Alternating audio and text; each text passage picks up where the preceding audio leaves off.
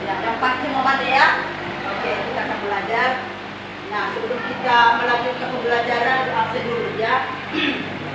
Mulai dari Imam, Messi,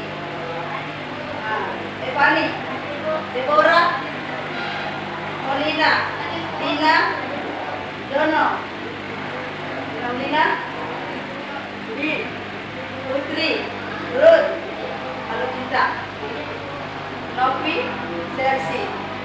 Baik, aku harap kita semua siap ya. Saya ngajak jadi belajarnya itu. Baik, sebelum kita melanjutkan kita bernyanyi supaya kita semangat. Ya, mari Deborah pimpin dong. Nanti yang berdua Evani di depan aja di depan. Ya, Deborah di depan. Ya, apa lagunya kawan? Nah, ya, sabar dulu. Halo.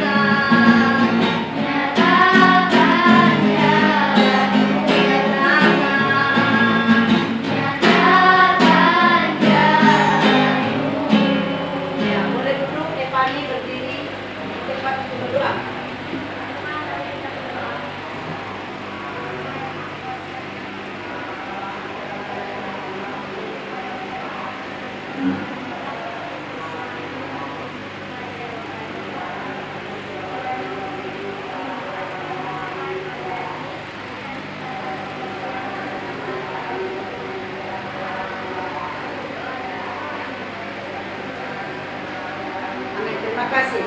Baik, kita akan membahas materi kita ya, yang berjudul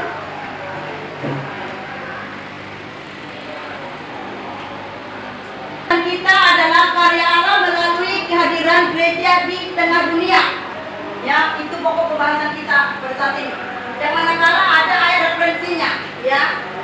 Ya, ayat referensi ini adalah untuk kita bahas nanti ke depannya. Ya, jadi pembahasan kita adalah karya Allah melalui kehadiran gereja di tengah dunia.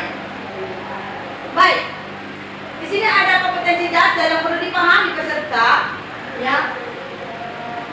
Yaitu yang pertama adalah mensyukuri karya Allah melalui perubahan yang dihadirkan gereja di tengah dunia. Berikutnya, bersikap menghargai karya Allah melalui perubahan-perubahan baru yang dihadirkan gereja di tengah-tengah dunia. Dan yang selanjutnya menjelaskan karya Allah melalui perubahan-perubahan yang baru yang dihadirkan gereja di tengah-tengah dunia. Dan yang terakhir, membuat refleksi terhadap perubahan-perubahan baru yang dihadirkan gereja di tengah-tengah dunia. Itu menjadi kompetensi dasar, ya, yang perlu dipahami oleh peserta ini. Nah, selanjutnya indikator pencapaian kompetensinya, mohon peserta didik yang membacakan. 1, 2, 3. Menunjukkan rasa syukur terhadap Allah melalui perubahan-perubahan yang dihadirkan gereja di tengah-tengah dunia. Menunjukkan sikap menghargai karya Allah melalui perubahan-perubahan baru yang dihadirkan gereja di tengah-tengah dunia dalam kehidupan sehari-hari. Selanjutnya, memahami pentingnya karena hal muda bagi masa depan gereja. Menyebutkan kegiatan-kegiatan yang menopang pertumbuhan remaja dan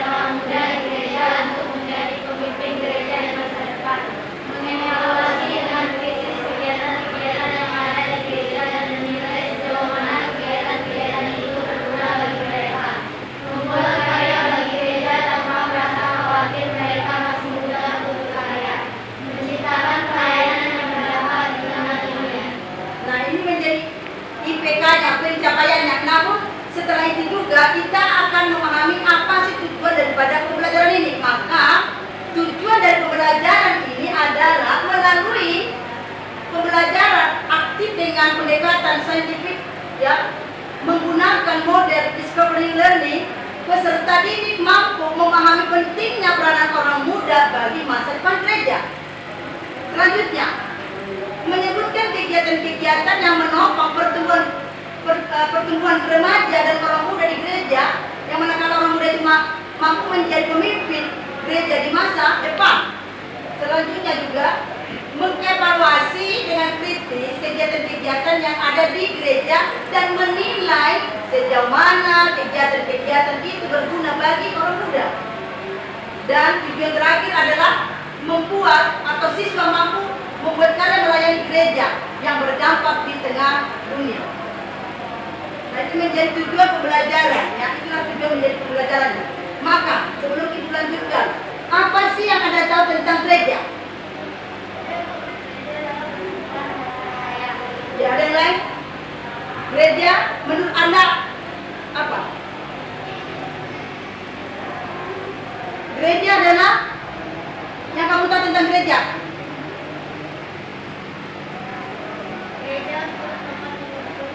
Ya, jadi gereja itu adalah menurut pemahaman teman-teman bahwa itu adalah suatu tempat di mana di situ berkumpul orang-orang percaya untuk mengadakan kegiatan agamawi. Maka itu penting dipahami. Nah, kalau berbicara tentang gereja, kira-kira apakah dibutuhkan dibutuhkan pemuda dalam gereja? Kenapa? Kenapa pemuda itu dibutuhkan dalam gereja? Ya, karena pemuda adalah generasi. Ya, generasi. Ada yang lain? Nomor satu ini, ayo dulu kamu.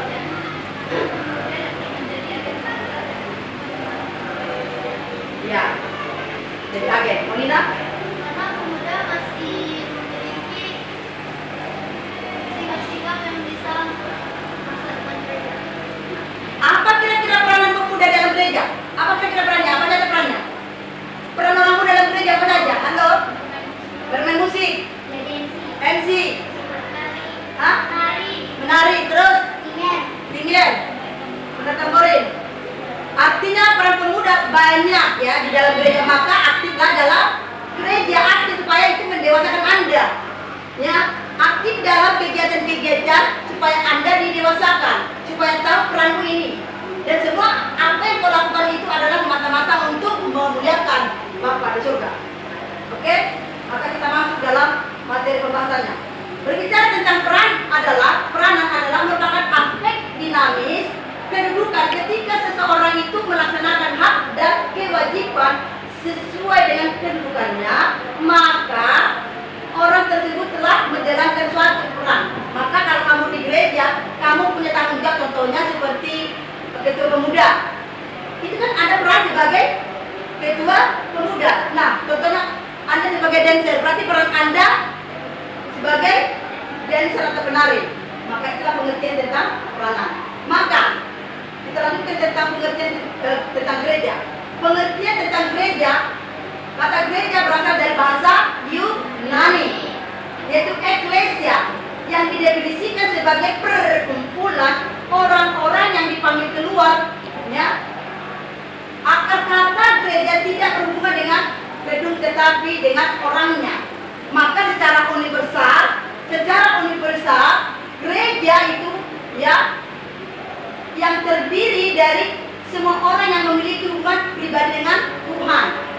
Maka yang terdapat di dalam 1 Korintus 12, 13 dan 14. Itulah secara gereja secara universal atau secara umum pengertiannya, ya, seperti itu.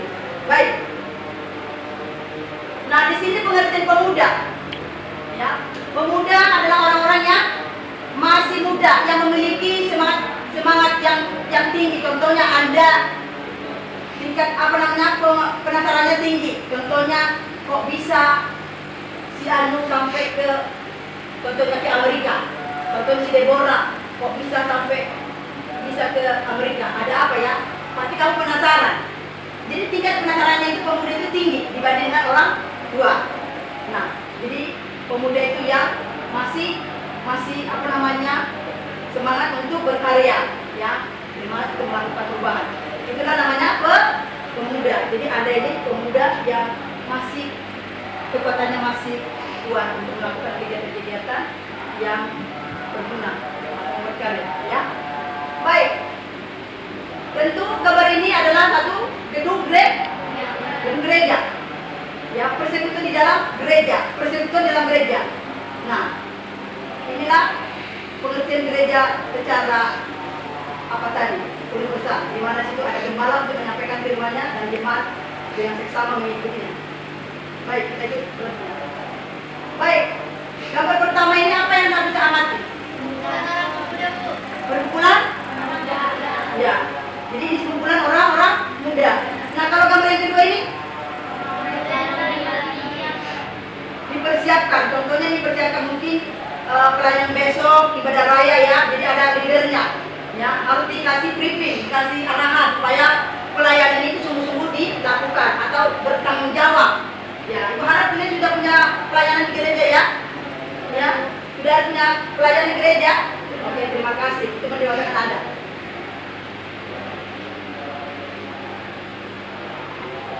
Nah, ini gambar ini apa ini? Pemuda ya? Mengapa mereka beribadah? Atau untuk apa mereka beribadah? Hah? Ada lagi tidak mendewasakan? Ya, iman mereka bertumbuh. Nah, di dalam gereja, di dalam wadah gereja kamu itu bersekutu untuk beribadah, ya. Di manakala kamu didewasakan pribadimu dan imanmu makin mendalam kepada Kristus. Jadi jangan pernah tinggalkan ibadahnya, jangan pernah tinggalkan ibadahnya.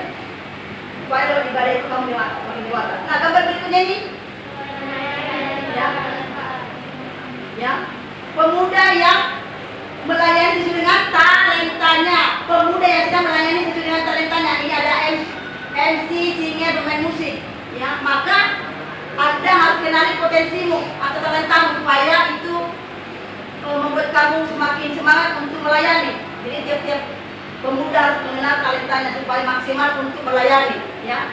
Makanya terus berlatih terus supaya maksimal pelayananmu untuk Tuhan di masa muda. Berikutnya ini, ya, remaja atau pemuda sedang melakukan pelayanan, ya, Ambori. Nah, maka dengan itu ya melayani yang sungguh-sungguh, ya. Nah, mereka itu luar biasa pelayanannya. Maka gambar berikutnya, ya. Jadi pemuda selain di mimbar, ya, pemuda harus bisa ke masyarakat untuk melakukan pelayanan, yaitu menanam pohon lindung supaya memiliki, ya, lokasi yang sejuk, ya, tanamannya untuk lingkungan. Jadi bukan hanya di mimbar saja pelayanan, jadi di masyarakat itu harus.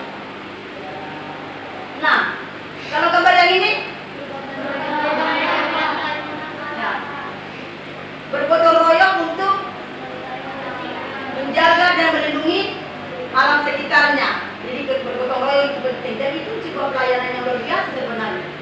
Dengan aparat, mereka bekerja sama dengan aparat untuk menjaga dan melestarikan lingkungan. Jadi pemuda itu bukan hanya pelayanan di gereja, tetapi bisa sampai ke masyarakat. Dan gambar berikutnya, ya, ini pemuda melakukan pelatihan supaya nantinya mereka bisa membuka lapangan kerja, mulai lapangan kerja yang kecil-kecilan, contohnya ya jualan jus atau kerupuk. Yang pastinya pemuda itu punya karya yang bisa berdampak untuk masyarakat. Nah, kalau ditekuni semua itu pasti menghasilkan, ya, menghasilkan uang supaya pemuda juga bisa lebih berkarya lagi, ya. Jadi bukan hanya di gereja kita dipersiapkan, tetapi kita juga dipersiapkan bagaimana kita bisa berkarya untuk masyarakat atau untuk dunia, ya. Itu. Maka dengan ini kasih penugasan individu, maka buka LKPD-nya, buku itu. Ini penugasan, ada dua, tugas individu ada dua, ya. menyebutkan kegiatan-kegiatan yang menopang pertumbuhan remaja dan orang muda. Yang kedua, menyebutkan beberapa kegiatan-kegiatan yang penting bagi peranan orang muda bagi masa depan. Jadi tugas individu ada 2. Mohon lihat RKPD-nya, ya, dikerjakan di situ. Ada pertanyaan sebelum dikerjakan? Baik, kasih waktu 3 menit sekarang. Ya, sumber-sumbernya itu di buku cetakannya atau di mobilnya itu. Baik, waktu selesai. Maka Maulina RKPD-nya itu dikumpulkan, taruh ke sini. Ibu harap bisa dijawab yang 2 itu. Sudah? Taruh di meja. Dari break nanti bisa.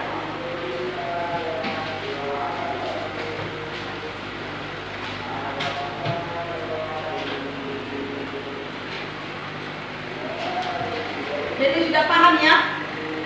Untuk menjawab ini kegiatan-kegiatan yang menopang pertumbuhan gereja, pertumbuhan pemuda dan pemuda di dalam gereja.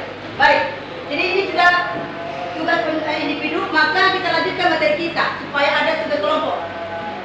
Ya, maka tolong amati dulu tayangan ini.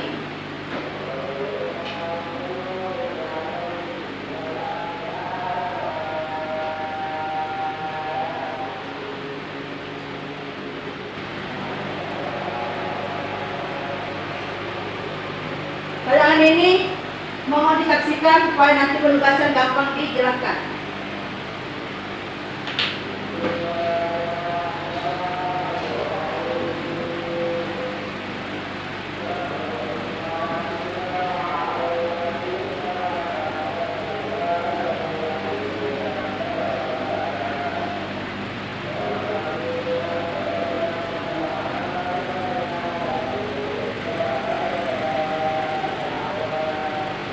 Mari dibuka dulu Alkitabnya 1 Timotius 4 ayat 12. Supaya Ibu arahkan kalian untuk kerja kelompok ini. 1 Timotius 4 ayat 12. Sudah ketemu? Sudah ketemu? Sudah. 1, 2, 1, 2, 3. Jangan seorang perempuan yang engkau rendah karena engkau muda. Jadilah dari orang percaya yang dalam perkataanmu, dalam mentalmu, dalam kasihmu, dalam kesetiaanmu, dan dalam kesucianmu. Ya. Jadi berdasarkan 1 Timotius 4 ayat 12 ini, maka Anda mengerjakan penugasan ini. Mulai dari tayang pertama tadi gambar-gambar itu, maka kamu bisa memberikan jawaban daripada penugasan, yaitu bagaimana Anda bertanggung jawab dalam kehidupan Anda berdasarkan tayangan-tayangan tadi dan 1 Timotius 4 ayat 12. Mohon diskusinya. Ya, ini kelompok pertama, kelompok kedua, dan kelompok ketiga. Ya, nanti yang bacakan si topik. Bukan waktu. Bisa 3 menit, apa menit? Oke, kerjakan. Sementara kalian mengerjakan diskusi, sementara kalian diskusi, Ibu akan memberikan penilaian ini tadi. Mohon kerjasamanya itu.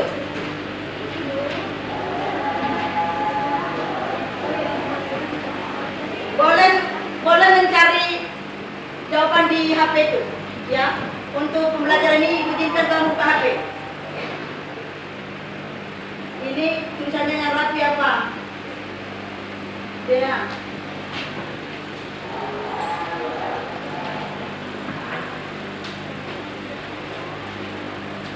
Boleh pakai HP itu.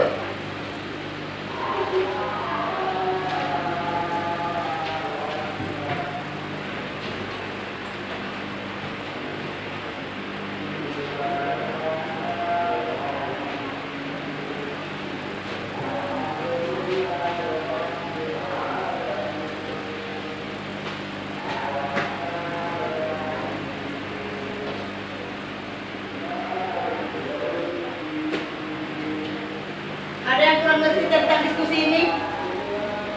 Anda dimintakan bagaimana Anda bertanggung jawab dalam kehidupan berdasarkan 1 Timotius 4 ayat 12. Dan kaitkan tadi dengan gambar-gambar yang sudah ada amati tadi.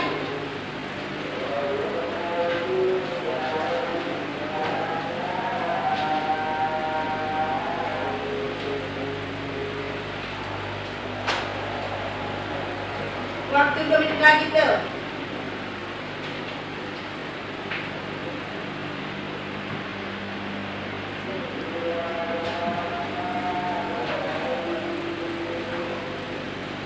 Ini kenapa tulisan si dia ini siapa di sini nomornya ini masih tidak turun.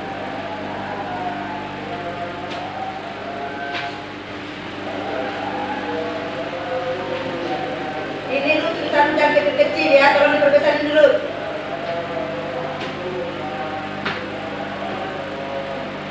Kenapa nggak bisa tulisan yang besar? Ada yang siap itu? Tolong percakapannya itu mah. Ini sudah periksa semua. Jadi tulisannya yang rapi ya. Nanti boleh dibagikan ini.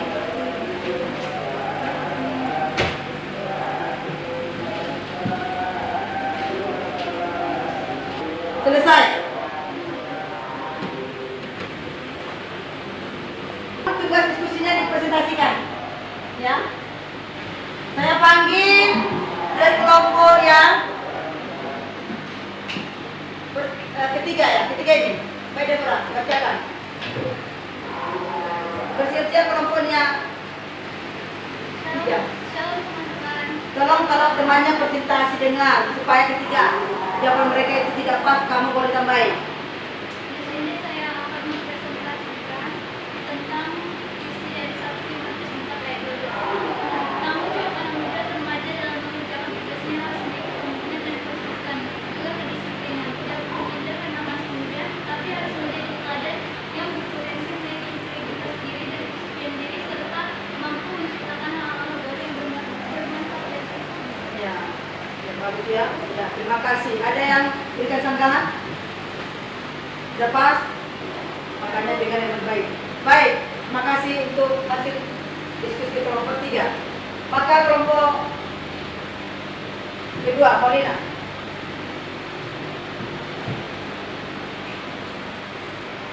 Shalom teman-teman. Halo, dengar. Di sini saya akan mempresentasikan tugas kelompok saya berdasarkan Saya kan pakai kelompok, demikian dari kelompok kami. bagian dari kelompok kami. Berdasarkan 1 Timotius 4 ayat 12, pemuda harus bertanggung jawab dalam mengerjakan tugas dan pemuda juga harus turut mengambil bagian dalam pelayanan. Walaupun kita masih muda, kita harus percaya diri karena kita yakin setiap kita mempunyai integritas diri dan pemuda harus berkomitmen dan harus menjadi teladan dalam perkataan, dalam tingkah laku dan dalam keseharian. Sekian, terima kasih kalau ada yang Ya, dari kelompok lain ada yang mau nambahin? Kelompok apa? Pertama? Ada yang menambahin? Kelompok 3?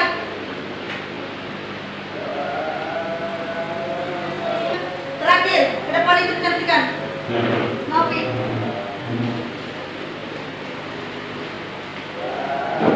Jangan dengar, tolong kalau ada perempuan ditambahin. Halo. Jadi di sini saya ingin membacakan hasil diskusi saya dan juga kelompok saya. Berdasarkan 1 Timotius 4 ayat 12, pemuda harus bertanggung jawab dalam mengerjakan tugas dan pemuda juga harus turut mengambil bagian dalam pelayanan walaupun kita masih muda. Kita harus percaya diri karena kita yakin kita mempunyai integritas diri dan pemuda harus berkomitmen dan harus menjadi teladan. Ya, terima kasih. Ada yang menambahin? Kelompok pertama. Kelompok Deborah, enggak ada pas. Ya, pas ya, Mes. Emang? Duduk aja kau. Betul apa betul itu? Betul, Maulina. Ya, betul. Terima kasih. Ya. Silakan duduk. Maka dengan penugasan kelompok ini, diskusi ini, Ibu kasih evaluasi dulu. Karena ada kelompok yang tidak serius. Kelompoknya. Kelompok terakhir, kelompok 3. Ya. Udah mengatakan tadi, mari kalau ada tugas itu kerjasama untuk menyelesaikan penugasan. Ya. Untuk hari ini, ya, yang kelompok yang bagus itu kelompok yang pertama, yaitu Deborah. Tepuk tangan dong. Kelompok dia bagus. Ya, karena mereka mencari jawabannya ada pakai HP karena dimungkinkan buka HP, ya. Karena kita di sekolah kita tidak diperkenankan untuk membawa HP, tetapi pembelajaran ini karena banyak sekali sekali yang harus dicari informasi-informasi, maka dipersilakan dengan adanya buku-buku baik itu modulnya ya. Oke, jadi yang pertama tadi Ibu evaluasi ketika ada penugasan, mari kalau itu kelompok kita sama-sama mengerjakan kerjasama ya, jangan yang main-main. Dan ketika temannya mempresentasikan ya didengar, supaya ketika temannya itu memberikan jawaban atau presentasi tugasnya, Anda bisa kasih sanggahan atau tambahan.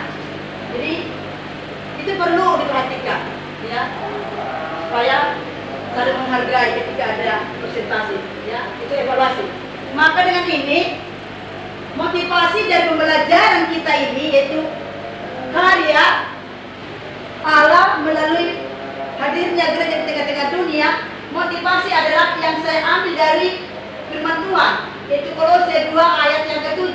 Demikian, hendaklah kamu berakar di dalam Dia dan dibangun di atas Dia. Hendaklah kamu bertambah teguh dalam iman yang telah diakarkan kepadamu, dan hendaklah hatimu melimpah dengan syukur. Ya, itu motivasi yang pertama. Jadi kamu harus berakar dalam wadah. Sebagai pemuda harus tertanam supaya kamu bisa terlatih ya, untuk bisa menghadapi tantangan di masa akan datang.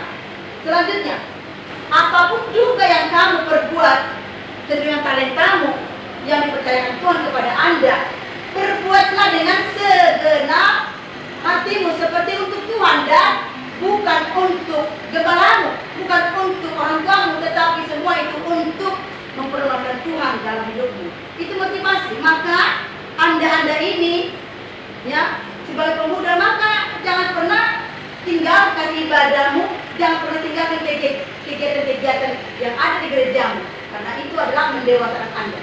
Itu motivasi ya. Selanjutnya, dalam pembelajaran ini bukan penguatan, dan tentunya ada kesimpulannya. Maka di sini penguatannya adalah gereja adalah tempat perkumpulan orang-orang percaya untuk melakukan kegiatan agamawi yang di dalamnya ada persekutuan, ibadah, pelayanan kasih, dan gereja mempersiapkan siapa? Orang-orang muda untuk generasi gereja berikutnya. Nah, sebagai gereja dan orang muda harus dipersiapkan, dilatih agar dapat memberi dampak di tengah-tengah dunia. Dan orang muda adalah sebagai generasi penerus gereja yang terus diperhatikan dan dimotivasi agar dapat menjadi pemuda yang bertanggung jawab dan tugas pelayanannya. Jadi harus dikasih kepercayaan untuk menjadi penguatan. Ya, maka dengan ini kesimpulan boleh kita sama-sama baca lah ya. Kita sama-sama baca kesimpulannya dengan hitungan ketiga. Mari kita sama-sama membacanya. 1, 2, 3. Masa muda adalah masa yang paling berpotensi dalam tahap kehidupan manusia gereja. Gereja pemuda sebagai tiang yang utama dalam gereja. Generasi pemuda adalah generasi penerus gereja dan bangsa yang nantinya menjadi pemegang kendali dalam gereja dan bangsa. Maka pemuda yang menentukan cita-cita gereja dan bangsa. Dengan demikian yang sesat kepemimpinan pemuda dalam pelayanan di gereja sangatlah penting. Semangat juang dan jiwa harus senantiasa berkembang serta berkejujuran Ada pelayanan dalam gereja untuk perkembangan gereja. Perkembangan zaman yang begitu pesat sangat mempengaruhi kehidupan manusia, secara khusus untuk pemuda Kristen. Salah satu usaha gereja untuk meningkatkan kualitas jemaat adalah meningkatkan kualitas ibadah sedapat mungkin. Gereja harus memperdayakan banyak pihak pemuda. Masa pemuda dikatakan sebagai masa-masa emas dan akan diisi dengan berbagai.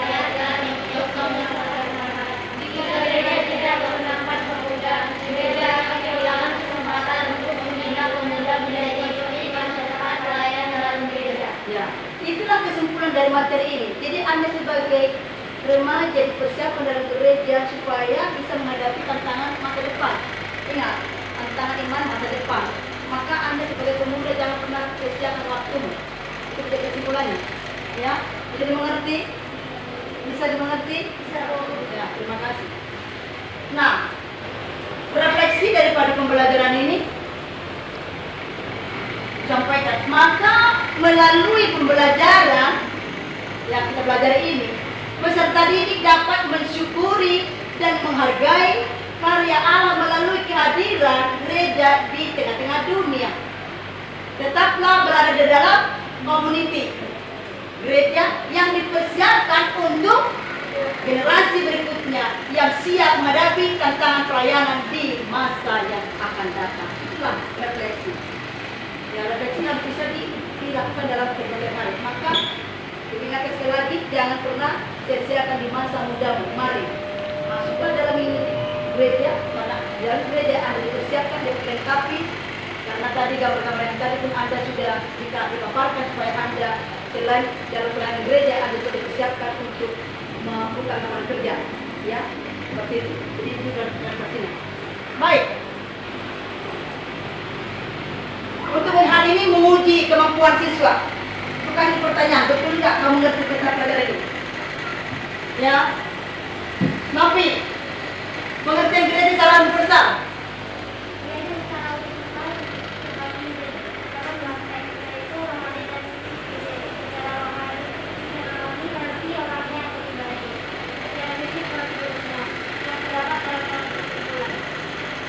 Nah, ada dari Molina, menurutmu gereja secara universal apa?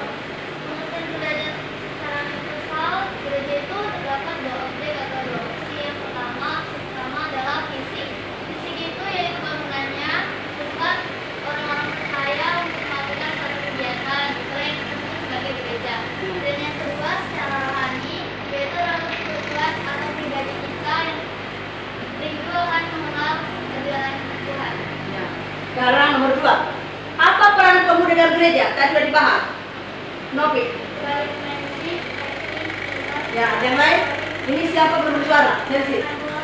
Tamborin apa? Tamborin apa? Win? Apa? Peranan gereja atau pemuda dalam gereja? Penari udah bilang tadi. Yang lain? Lina. Peranan pemuda dalam gereja? Ini dulu apa?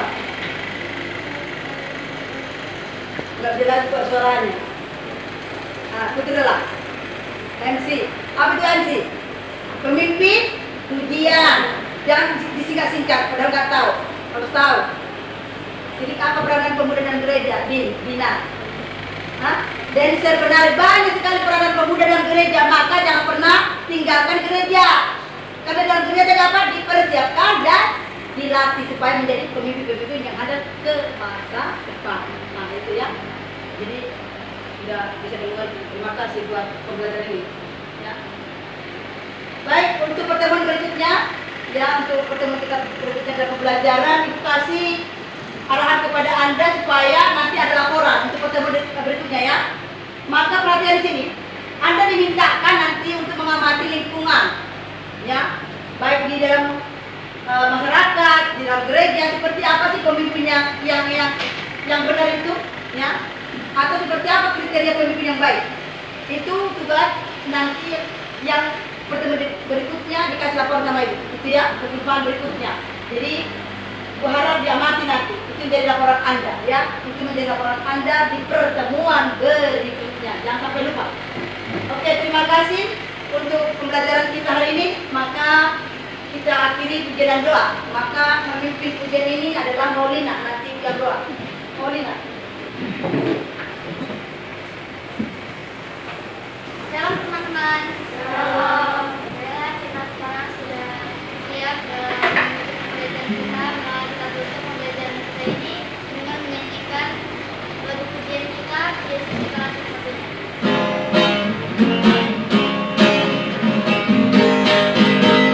Yesus itulah satu-satunya pelengkap yang sungguh.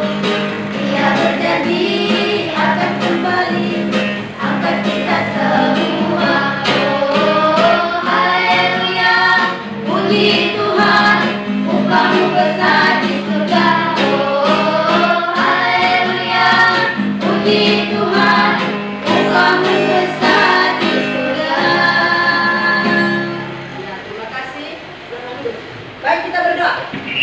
Kita berdoa, semua sikap berdoa. Bapa dalam surga, kami bersyukur kepada Engkau Tuhan, buat penyertaan Tuhan di dalam pembelajaran kami ini. Kami percaya Tuhan, hamba percaya dalam proses pembelajaran ini anak-anak peserta didik ini bisa mengikuti, bahkan nantinya mereka dalam hasil pembelajaran ini mampu mereka merefleksikan pembelajaran ini, bukan sekedar hanya dipelajari, tetapi tuntutannya adalah mampu mewujudkan itu di dalam kehidupan mereka.